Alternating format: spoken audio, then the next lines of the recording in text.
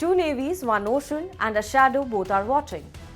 India and Japan did not just shake hands, they signed a pact that lets their warships share intelligence, dock at each other's ports, and coordinate against threats neither wants to name out loud, but everyone in the room understood. Defense Minister Rajnath Singh and his Japanese counterpart Shinjiro Koizumi put ink on a new Memorandum of Arrangement on Maritime Security Cooperation. It sounds bureaucratic, it isn't. This is New Delhi and Tokyo formally tightening the net across the Indo-Pacific, from the Malacca Strait to the East China Sea, at a moment when China's naval footprint keeps growing. So what's actually in this pact? Why now? And what does it mean for India's navy on the water? Let's break it down.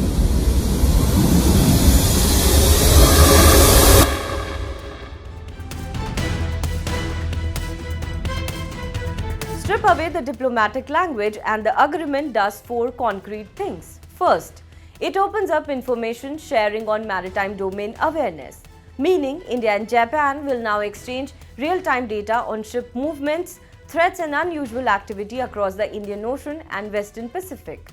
Second, it locks in search and rescue and humanitarian assistance and disaster relief cooperation.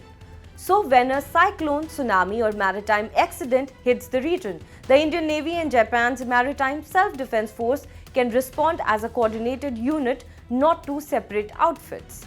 Third, it commits both sides to protecting sea lines of communication, the shipping corridors that carry roughly a third of global trade. That means more reciprocal port visits, joint naval exercises and logistics support. Indian ships getting maintenance access in Japanese ports and vice versa. And fourth, it pushes into harder territory, mine countermeasures and undersea security, plus exchanges between special operations forces. That's a signal this isn't just symbolic diplomacy, it's operational.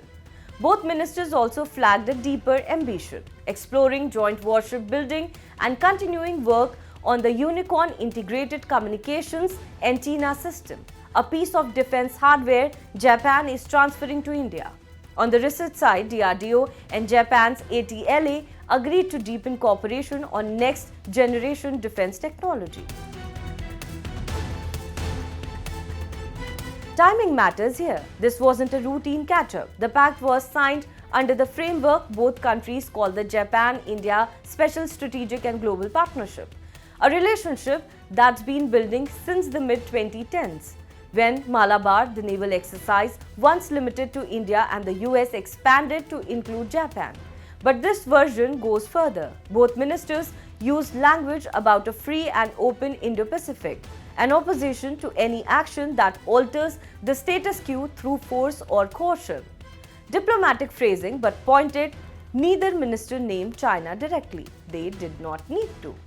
China's Coast Guard and naval vessels have been pushing further into contested waters in the East and South China Seas. For Japan, that's a live territorial dispute near the Senkaku Islands. For India, it's the years-long standoff along the Himalayan border, plus growing concern over Chinese research and naval vessels operating in the Indian Ocean itself, India's own backyard. Both countries also announced they will accelerate their next 2+2 foreign and defense ministerial dialogue expected in Tokyo before the end of the year. A sign this pact is a step, not the finish line.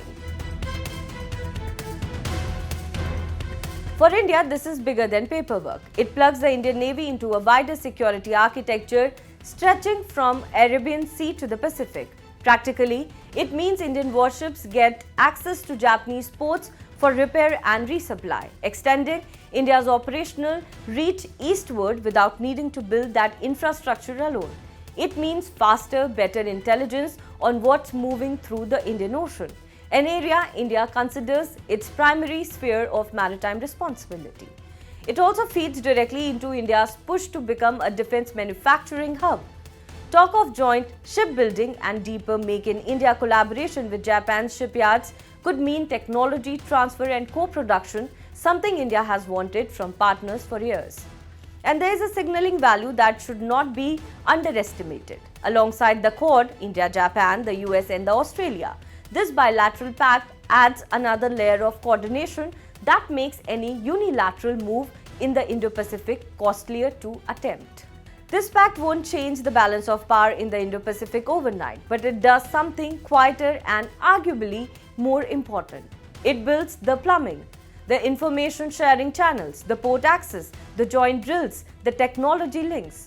When you are trying to keep a vast, contested ocean stable, that plumbing is the difference between reacting to a crisis and being ready for one. India and Japan just decided they'll rather be ready together.